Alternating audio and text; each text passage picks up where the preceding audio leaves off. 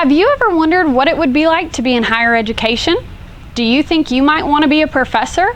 Well, today is a great episode of When I Grow Up Wednesday for you.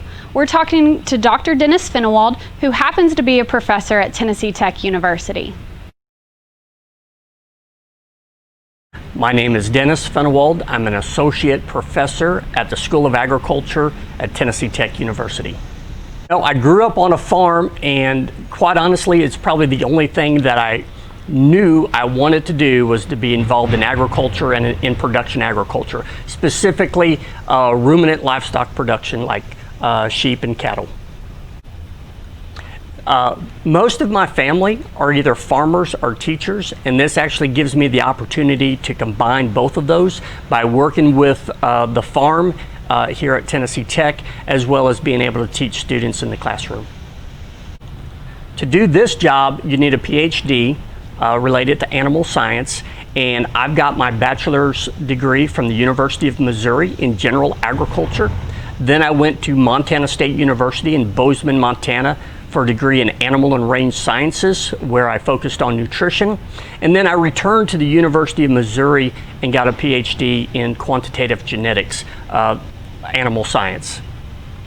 I think the hardest part of the job really is trying to meet the students where they're at, because my background is fairly strong in agriculture and production agriculture, and then to now teach students and mentor students who actually are rural but really non-farm, and so they're coming in having very little actual knowledge except what little they might have gotten through their ag classes in high school and such, or maybe helping their grandfather or uncle on the farm. So trying to meet them where they're at and laying that foundation as a freshman so that we can move them up through the classes successfully.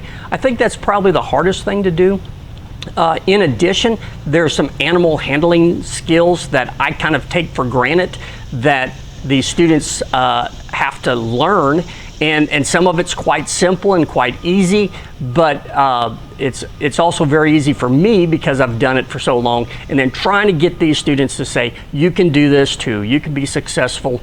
There's a joke on that you see about sorting cows and how you really get to know your spouse. Well, I show how easy it is, and they're like, well, that wasn't hard at all. I said, it's not hard. It's actually quite easy once you learn animal welfare and stockmanship skills. So trying to get those students to understand how easy it is, how successful they can be, but meeting them where they're at and then building on that foundation. Oh, the favorite part is the people I work with, whether it's the faculty, my boss, the people that I work with here at Tennessee Tech, but then again, those students. Nothing excites me more than to have the students come in and say, I want to farm, I want to be involved in animal agriculture, and I want to, and you inspired me to do that. And I enjoy that they can find careers and find internships, and they can find their passion and find something that they can do to be successful in life. That's a great question, what an average day is. So the classes that are taught at a college often are Monday, Wednesday, Friday, or they're Tuesday, Thursday. And so while I only teach, typically I'll teach 9 credit hours, which is usually 3 classes. While it doesn't sound like a lot, there's a lot of time for prep. There's labs that go with it. And so do the lectures typically here at Oakley Hall on campus, and then the labs are at Heidelberg's, which is about 10 minutes away at the farm. And so there is some travel out to Heidelberg's to make sure things are set up. I've got a great manager out there who makes sure the livestock are ready, and that helps out significantly. I am the advisor for the Poultry Science Club and the Block and Bridle Club. So each of those clubs have a meeting each month. We do some trips. For several years, we went out of state over Christmas break to go visit some producers and expand their horizons. I also advise about 50 students, and so there's a big chunk of time, 2 or 3 weeks out of the semester, of simply advising these students, trying to help them find internships, mentoring them, and preparing them for success for their next for either their summer or going into fall, and making sure that they're ready for those challenges. So what I would tell somebody in high school who thinks they want to be an animal scientist is that there is several degrees that you need to get after high school. There is a commitment to teaching and research, as well as service to the university as well as to the community. And so those things, it's a certain lifestyle, and it's not for everybody.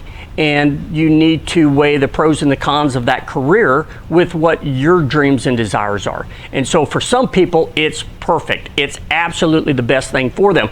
For other people, it's not.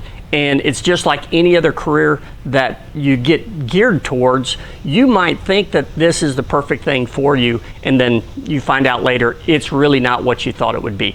And one of the challenges is, even though you see the professor in the classroom, you don't see all the work that they do behind the scenes. And so it might seem like teaching is awesome, mentoring students is awesome, but there's some other things behind serving on committees that typically we find is not nearly as much fun.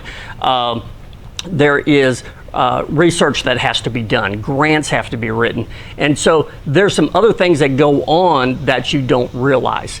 And just like any job, you've got to be able to say no. You've got to be able to balance that job with family, fun, other things that you want to do, because it can't simply be everything's about your job. That said, the process of getting tenure, a lot of people will have to work very, very hard to make sure that they accomplish the things that they need to get tenure. And so they give you about 5 years to do that. And with that, you've got to do some research, do very good teaching, service for the community and for the college. And so there's a fair amount to this. It might sound or look great on the outside, but when you get into it, it may not be. Again, it's perfect for some people, it's not for others. It's not for everybody. There's no doubt that grades are important. There is no doubt that that is, it opens doors. There's no doubt that being involved in things such as 4-H or FFA will open doors.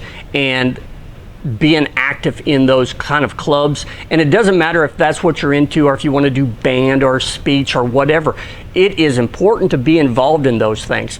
If you're middle school or even as high school, if what you do is study and go home and don't participate in things, then you're not typically as well-rounded or as attractive as a candidate in college as other people would be. So it's really important that you gain skills and gain confidence, because that jump that you take from kindergarten to first grade, there's a big jump from 8th grade to freshman, and then from your senior year in high school to college is another big jump. And each time it requires you to step your game up.